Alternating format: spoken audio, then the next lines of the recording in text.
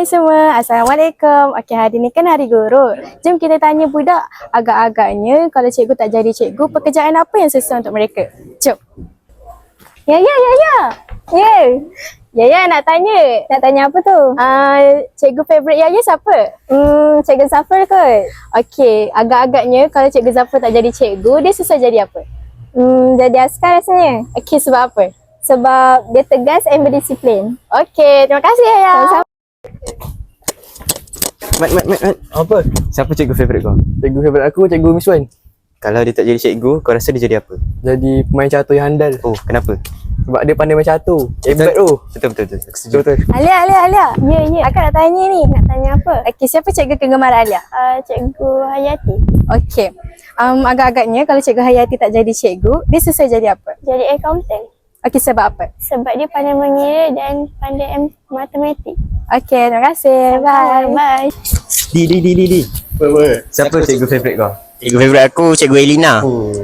Kalau dia tak jadi cikgu, kau rasa dia jadi apa? Aku rasa dia jadi business woman lah. Oh, kenapa pula? Sebab dia ada kriteria yang mencukupi. Oh, betul aku setuju. Pia. Ya. Nak tanya ni. Tanyalah. Okey, siapa cikgu kegemaran Pia? Cikgu kegemaran saya adalah Cikgu Sadi. Okey, agak-agaknya kalau cikgu Sadi tak jadi cikgu, dia susah jadi apa? Dia susah jadi polis. Okey, sebab apa? Sebab muka dia tegas. Lepas tu dia selalu menepati masa. Okey, lagi? Lepas tu dia macam suka ajak orang kawat. Okey, Lepas tu dia tegas lah. Dia boleh jadi polis. Sesuai. Okey, thank you Pia. Okay, bye. Bye. Zara. Ya.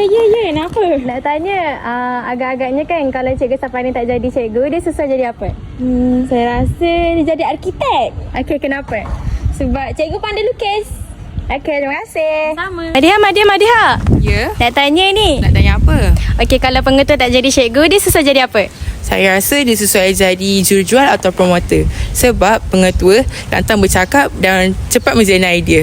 Okey, terima kasih. Sama. Nak tanya ni. Tanya apa? Okey, kalau cikgu Anam tak jadi cikgu, dia susah jadi apa? Cikgu Anam. Ya, cepat lah. CO. Kenapa? Sebab dia ada Audi tahu Audi? Serius. Yes, cikgu ada Audi. Terima kasih. Mana Yaya ni? Yaya, sini. Kenapa? Kau buat apa kat sana? Kenapa? Nak tanya ni. Tanya apa? Okey, kalau cikgu Fazilah tak jadi cikgu, dia susah jadi apa? Cik Fazilah. Dia susah jadi ketua pelantun. Okey, kenapa?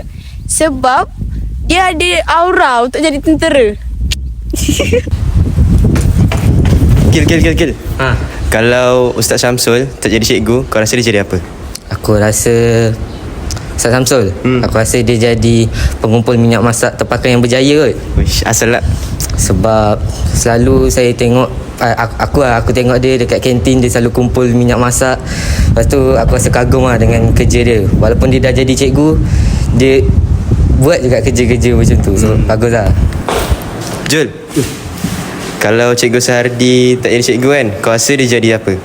Cik Sardi, aku rasa jadi pengusaha kandang lembu yang berjaya kot. Wish, asal lah.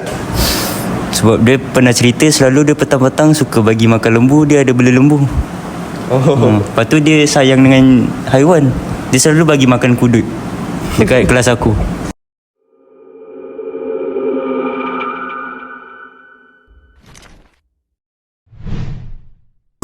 Kami Wakil daripada murid Samparan Baru ingin mengucapkan selamat Hari Guru. Selamat Hari Guru kepada semua guru yang telah banyak berjasa mendidik dan membimbing kami. Terima kasih atas segala ilmu, nasihat dan pengorbanan yang dicerahkan. Jasa cikgu akan sentiasa kami hargai dan kenang.